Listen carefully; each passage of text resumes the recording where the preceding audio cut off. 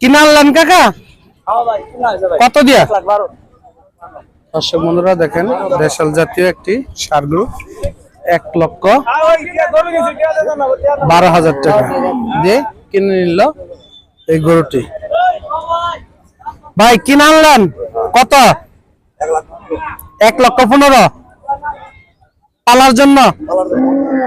দেখেন ১,১৫,০০০ টাকা দিয়ে ষাঁড় গরুটি কিনে নিলেন খামারি ভাই।